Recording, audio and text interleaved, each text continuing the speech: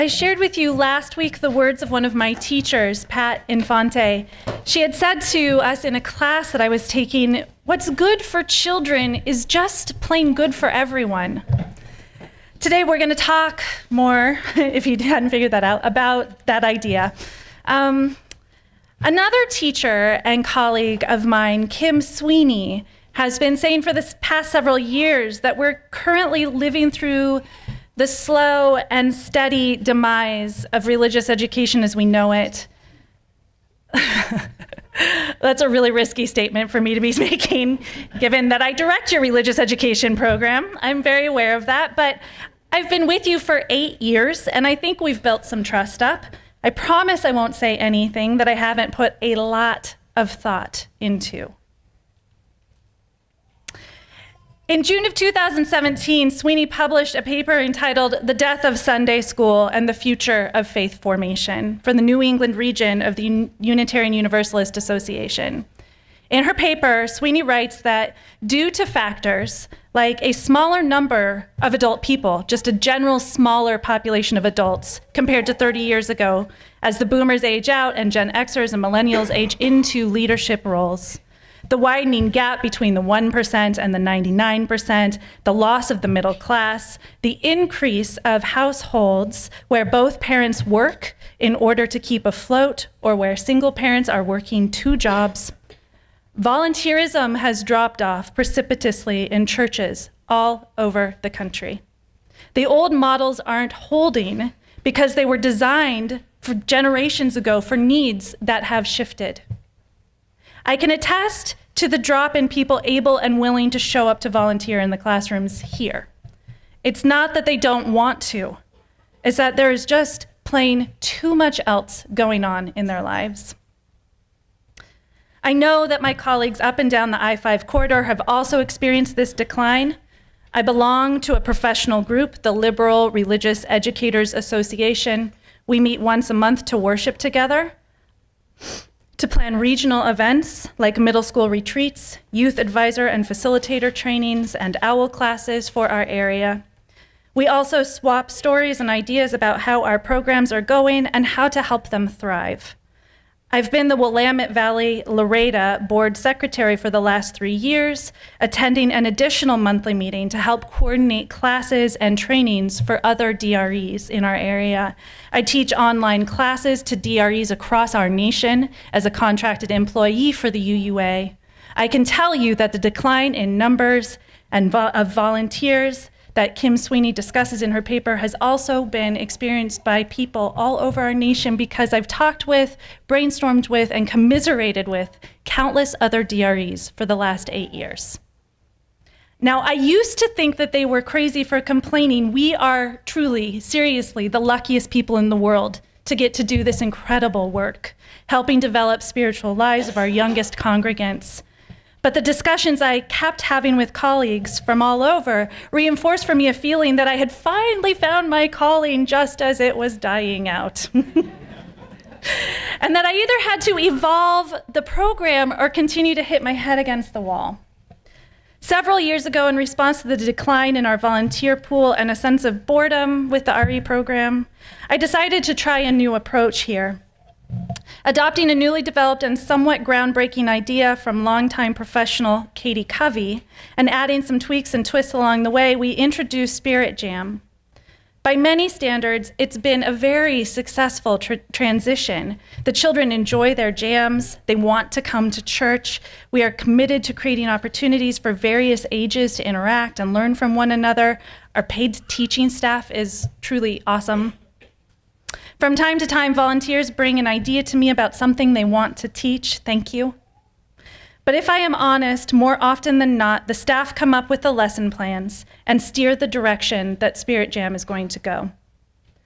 The invitation continues to be open to you if you have an idea or a passion or something that would benefit people in this community. Please Turn it into a jam session. I'm here, Ezra is here to help you do just that. The entire premise of the Spirit Jam program is that people of all ages are invited to take part in shaping a just-in-time theology that responds to the world around us and allows us to engage in deeper, more connected, intergenerational community. But again, this program relies on you to volunteer your time and energy away from the experience of worship and in an environment that could be described by some as energetically demanding. So what ends up happening, to my utter heartbreak, Sunday after Sunday, is a march of our children through a loving tunnel created by the arms of the adults, who then promptly sit back down in their chairs and wait for the minister to give them the message. In my opinion, people, the message has just walked out the door. The messengers are all in the back room right now. And this isn't meant to make you feel bad, I promise. It's a plea for you to pay attention to what is happening and a request that you consider doing it differently. Sweeney writes, if we are to take parental influence, whole congregational worship, and religious education as the three areas that have an impact on the faith formation of our children and youth, we now know that of the three, parental influence is the primary indicator of whether or not a child will remain connected to their faith in adulthood.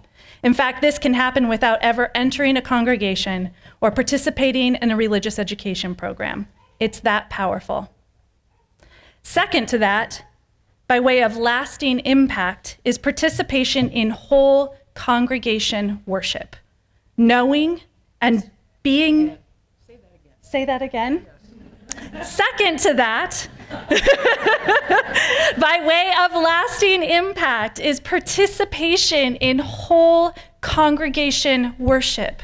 Knowing and being known by people of all ages, knowing and being known by the minister, as well as being recognized as a full participant in the life of the congregation. And then, finally, we have religious education. Sunday school or religious education programs alone, without participation in whole congregation worship and without parental or family influence, are virtually ineffective in passing on the faith. What this means is that we and other UU churches like us all over the country, we're doing this backwards. The community and the family connection is by far and away the most important thing in predicting whether or not we are creating lifelong UUs. And yet every Sunday, our youngest congregants are separated out and removed from our communal spaces. I get it, kids are noisy, they fidget, they distract us. They have to go to the bathroom at really inconvenient times. I raised 3 boys, I know.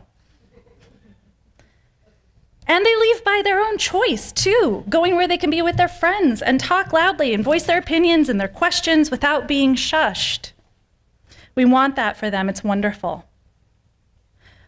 What I would love to see happening is a commitment to community so great that that can happen right here, that we choose to worship together, and then we choose to play and learn together, or vice versa.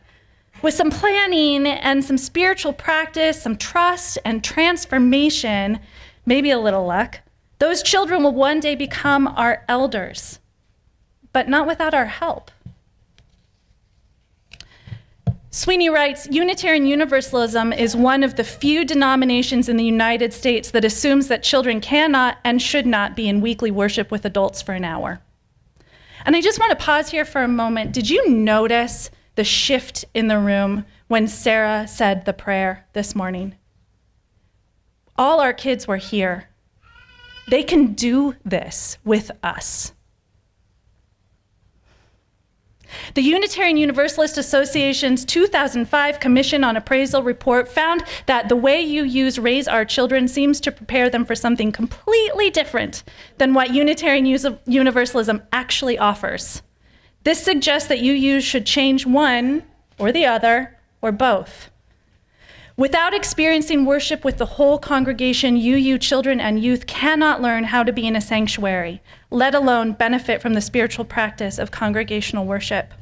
They cannot see adults modeling moments of silence or stewardship, caring deeply for one another with expressions of joy and sorrow, singing the songs of our faith, or sharing the ministry of worship. Now, I don't want to just name the problems and leave you to muddle through the rest. I think that there is real instructive evidence out there that a different way of doing church could open up new possibilities, more flexibility and creativity in our worships. Here's one possibility. In Spirit Jam last year, one of the jam sessions we offered was to compare the values of the Black Lives Matter movement, as they are stated on their website, to our 7 principles as Unitarian Universalists. We wanted to contextualize BLM, the Black Lives Matter movement, and to tie it to something our UU children had been learning about all through the year, the 7 principles. There were so many philosophical overlaps between the two movements: a belief in the inherent worth and dignity of every person, a belief that each person is equal and ought to have an equal voice, a commitment to loving engagement, to justice for everyone. Where the mismatch lay when compared and contrasted was in the focus on collective responsibility in the Black Lives Matter movements. Collective responsibility. As an example, here are a few statements from the Black Lives Matter website. We make our spaces family-friendly and enable parents to fully participate with their children. We dismantle the patriarchal practice that requires mothers to work double shifts so that they can mother in private, even as they participate in public justice work. We cultivate an intergenerational and communal network free from ageism. We believe that all people, regardless of age, show up with the capacity to lead and learn.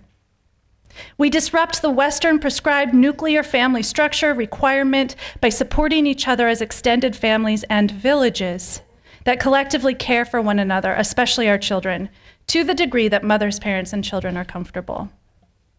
Whoa.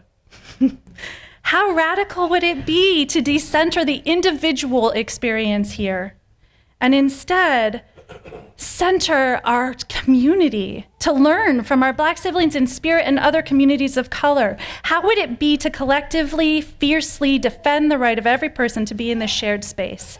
Ask that all people show up for one another here and invite all people into all aspects of our community. As our transition to Spirit Jam several years ago has taught us, there is more than one way to do religious education at church. The call now is to uncenter ourselves as individuals, our needs and wants and desires, and tap into the power that lives in our collective, in our being together. People aren't afraid of change, they are afraid of loss, my colleague and teacher Kim Sweeney wrote in her paper back in 2017. I don't know what comes after Spirit Jam. Sweeney called these shifting realities in Unitarian Universalism the death of Sunday school. That scares me. But what doesn't scare me is the possibility for something new. I am excited that we might, right here, co-create together a rebirth of the village. Thank you.